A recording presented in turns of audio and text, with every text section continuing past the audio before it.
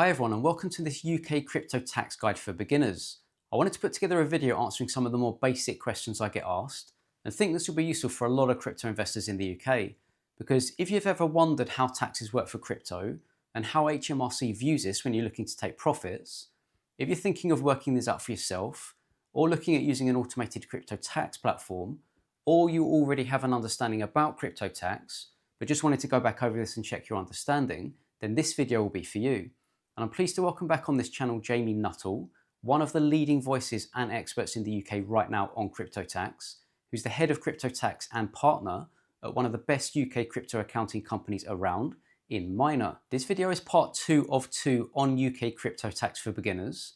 So if you haven't watched the first part yet, I'll include a link to it here in the description if you haven't checked it out yet. So please do like the video and subscribe to the channel so I can continue to offer more content for you in future. If you follow our social media channels on X, Facebook and Instagram, you'll receive daily crypto and financial education news update posts, which will keep you informed. Stick around to the end of this video to find out what services Coin Knowledge offers. Just a quick reminder that nothing contained here is financial advice, and let's jump straight in.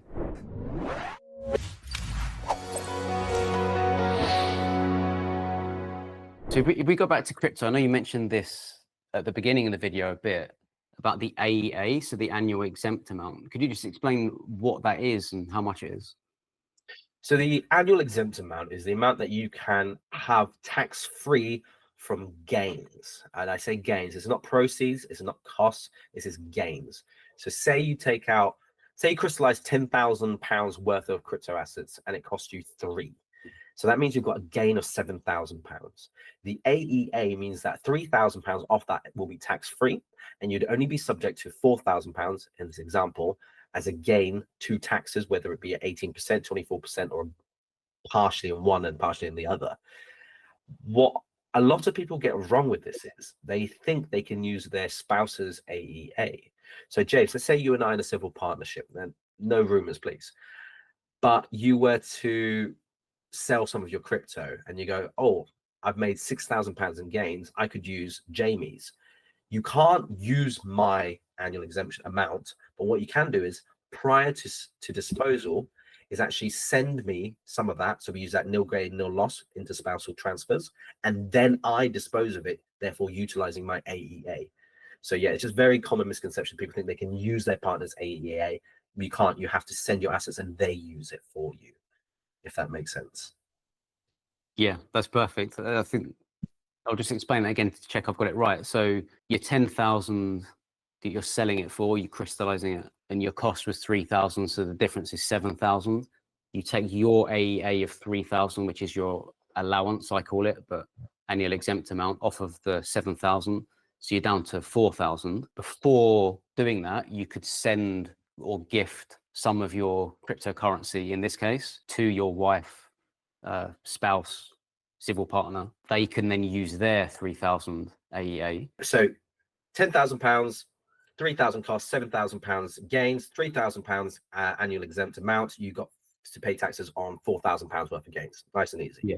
Yeah. You cannot gift that to your spouse at that point, and you cannot take that AEA. So what you need to do is, of that £10,000, maybe give them £5,000 worth of it, then you both dispose of it. So you both got £5,000 each.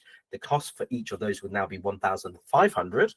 So you've got a £3,500 gain on each of you. You both use your annual exempt amount, so you've got £500 gains each, rather than £4,000 gains on one person. So yeah, it should save you just about £1,500 just by moving it before you dispose of it. Very tricky. Hopefully that makes a bit more sense. Yeah, perfect. Yeah, it's before you sell. And I presume with a spouse or a civil partner, you don't need to go 50-50 like in your example. No, you can give your spouse whatever you like. It could be all of it, it could be some of it. It doesn't, as long as there's a clear audit trail, whether you've put it in writing that you go, this whole ledger and wallet address is now theirs, or whether you put it into, you physically send it to their wallet address that they control. Maybe it's KYC or not. As long as it's not KYC, as long as it's KYC to them, then it should be fine. But yeah, just make sure you're very careful with that, and you can clearly see who has it. Otherwise, HMRC could challenge it. Just to clear something else up, I'm going to ignore your joke from before, but so if I sent you some crypto, for example, that would be seen as a disposal. Is Correct. that right? Correct. If you send me crypto, be a disposal because you are not my wife or husband or civil partner. Oh, okay. Yeah. So sending it to other people is a, yeah, okay. That is a disposal. Yes, and spending it is a disposal as well. People forget that. So if you use your crypto to buy some sunglasses, I use crypto to buy my glasses actually through a crypto.com debit card type thing. And that is a disposal when it goes from crypto to GBP in this situation. And then that's the disposal. But if you physically spend crypto, it's the same thing, exactly the same thing. Yeah. And obviously with the crypto cards now, you might be going to the supermarket a few times a week and using it and spending it.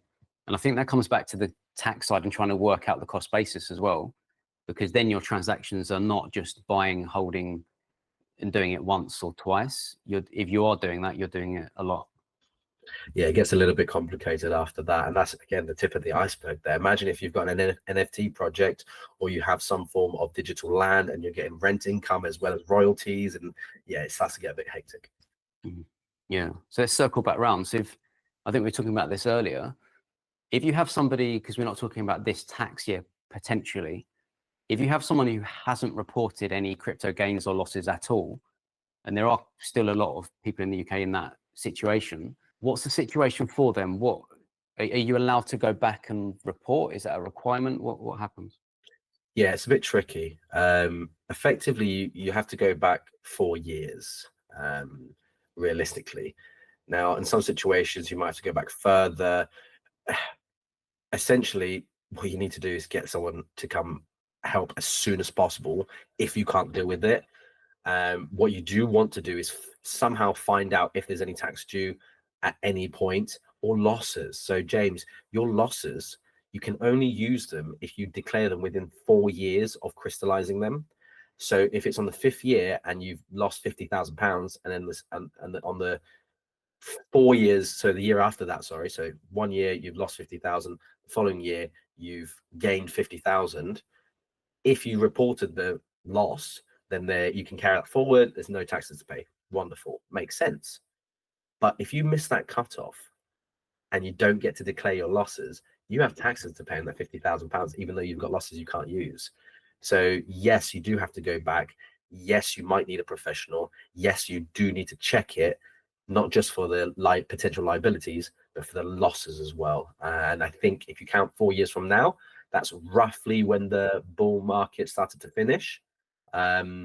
So you're looking around about now, you're looking at when your losses may start to accumulate significantly. So if you haven't already looked at it, if there's anything you take away from this video, guys, look at your situation for losses.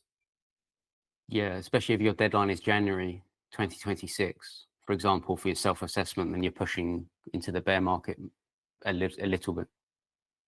Yeah, because you could be in a situation where you are crystallizing gains, but not putting your tax money aside. Then you hit a bear market when you do pay your taxes, sort of 9 months after.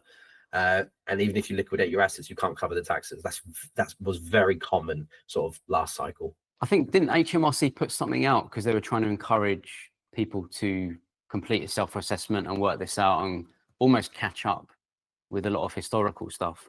Will they just allow that so you could report a number of years to catch up? Or so I was hoping they'd have a similar campaign to the property campaign where they said, look, if you've got anything to declare, just declare it. We'll, waive certain fee penalties and whatnot, just catch up. They haven't thus far. So I think you just need to deal with it as soon as possible. They are pushing with their nudge letters.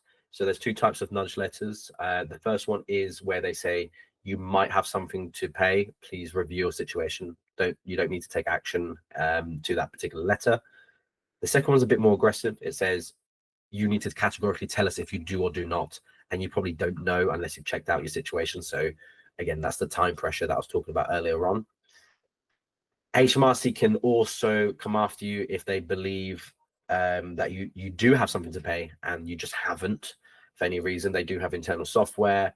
They have CAF coming out soon as well, Crypto Asset Reporting Framework, which will help with certain centralized exchanges.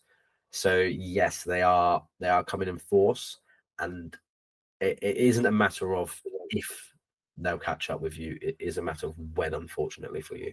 If your gains in any particular year, maybe not when people, because people I think about it with capital gains tax again, they come back to it in your profit's going to be when you, or your capital gain is going to be when you go back into fiat or you use it in that big way. But there might be kind of swaps and you've made losses, or you might have given up ownership of it or beneficial ownership of it, and it's a disposal on certain platforms, and you've made your gains or losses through time.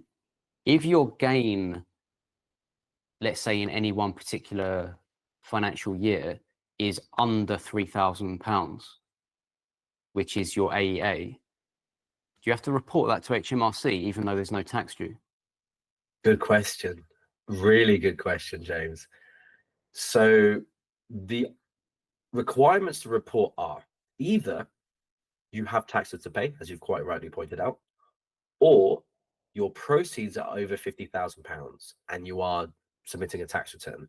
So what I mean by that is, when we talked about earlier on that £10,000 proceeds, £3,000 cost, £7,000 gain, that £10,000 proceeds, if that total proceeds for the tax is over £50,000 or more, then you would need to notify HMRC on a tax return if you already do one. If you do not, HMRC won't care. They just won't care because there's no taxes to pay. So it's a bit of a funny one. The problem with this is, with crypto assets, the transaction levels are much higher than, say, stocks and shares. As a general investor, it's much more fast paced. It's crazy. So let's say you and I were to barter, for example, and you had £5,000 worth of Bitcoin, and you said, Jamie, I want to swap for £5,000 worth of Ethereum with you. Okay, fine. And we do that swap, that trade. So what we've got is a situation where you, I presume, on the assumption that you paid £5,000 for that Bitcoin, you've got a cost of 5,000, and you've just disposed of £5,000 worth of Bitcoin, no gain, right? No tax implication. If we then were to swap back, so your Ethereum, which is, again, ignoring market fluctuation, which is another layer of complexity, if you then swapped your £5,000 worth of Ethereum back with me for £5,000 worth of Bitcoin, you've done the exact same thing again. You've got a cost of 5,000, proceeds of 5,000, zero gain. But you've got now total proceeds of 10,000, total cost of 10,000. Now, if you did this 10 times, your proceeds would be 50,000, therefore potentially reportable if you already do a tax return for any other reason. But you also have a a cost of 50,000 and no gain. That is 10 transactions with an average cost of £5,000 per transaction. Now, the other way of doing this is 100 transactions with £500 average costs, or 1,000 transactions with £50 average costs. So when you think the average retail number of transactions they're making per year is about 1,000, chances are the average cost per transaction is going to be over £50. So a lot of people who might have a self-employment or rental income or something that's causing them to do a tax return are also triggering this requirement to tell HMRC and notify them of your total disposals, even though there's nothing to actually calculate, no tax to calculate, and they're just not knowing or realizing they have to. So yeah, very important question, James, and easily done. So that's mainly on swapping, is it? Or are we talking purchasing, selling? Because that's quite easy, isn't it? I mean, that could be a 50K transaction in Bitcoin. So this is where we majestically look back to the start and go, this is for any disposal, sell, gift, swap, trade, loss. Maybe you lost your wallet, that counts as a disposal. If you, let's say, in theory, bought Bitcoin and invested 50,000 into it, you've already hit your proceeds. So it's not when you purchase it, it's the disposal, remember. So if you bought it for 50K, it doesn't matter if you bought it for 50K, a million, or 50 quid. If you dispose of it when it's worth 50,000, boom, done. Yeah, that's one transaction and you've already reached the limit. But like I said, HMRC won't care unless you have taxes to pay. But if you do a tax return, you do have to technically include it on your tax return if you already have one. Yeah, brilliant. I think maybe my last question, just to kind of again summarize and try and get into the detail of it. The cost basis, then, to put it really simply, is you've bought an asset at a certain price, which is worked out on an average. So the cost basis is I bought one token A for £1. I bought one of those. Then I bought another one for £2, and then I bought another one for £3. So the total cost is £6 for three of those. So the average cost per one token is now £2. Unless it's within 30 days or 1 day of each other, then it starts to get a bit messy. So that's the average cost. So just a bit more clarity onto that cost basis, if I may, James. Usually speaking, it'll be how much you purchased it for. That'll be the cost price. There'll be some Section 104 pooling mechanism if you buy and sell within it all that calculates that cost. If you then trade swap for a different crypto asset, the market value at that point creates a gain or loss in that barter situation. The asset you get has a new cost basis of whatever market value is at that point. Again, if you're trading that new asset around it, there might be the Section 104 pooling mechanism that hits where acquisitions and disposals within a day and 30 days start to change that base cost dramatically. So yeah, it's quite complicated, but all you need to do is use software and or hire someone to deal with it if it becomes somewhat too complicated, shall we say. Yeah, I think that's absolutely right. That if you are using automated software and there's lots of gaps and it can't find the price of stuff, and that becomes quite overwhelming. So I think, and a lot of clients have come to you, haven't they, with exactly that, to try and save time and get it right and get the expertise. I just wanted to say thank you so much, Jamie, for jumping on. I think that's a good place to end. Obviously, a crypto tax guide for beginners. Help just go the basics either again or for the first time. So thank you so much. My pleasure, James, genuinely. And yeah, hope to do plenty more in the future. So that ends this video. And as always, if you have any questions on crypto taxes in the UK, please add them in the comments and we'll do our best to answer them there or in another video if possible. Because it certainly is a bit of a minefield and quite stressful if you've made a lot of transactions over a period of time, or if you're looking to take profits and just aren't really sure how to work this all out. So having someone there who's qualified, experienced and knowledgeable in the field can save you a lot of time and ensure it's done correctly. And I'd just like to thank Jamie for giving up his time and sharing his expertise here with everyone. And if you're interested in getting specific crypto tax advice with Miner, then you can contact them directly using the link in the description to this video, which will take you to an online inquiry form, and you just need to add coin knowledge in the referrer box so they know where you've come from. And a great starting point is also Coinly, the automated crypto tax software that I did a video on my channel also, and there's a link to sign up for a free Coinly account in the description of this video. Just a reminder that if you're interested in more of a tailored approach to your crypto education, and you think you'd benefit from having someone look over your shoulder and guide you on your journey, I do offer one-to-one coaching to those who have the desire and the means to educate themselves further. And there are links in the description where you can message me booking a free video call to see if we'd be a good fit. I've also included a link to Trezor's website in the description for anyone looking for one of the best hardware wallets or cold storage out there in our opinion, with two new models in the Trezor Safe 3 and Trezor Safe 5 that I actually did a video on. You can find a link to here and in the description.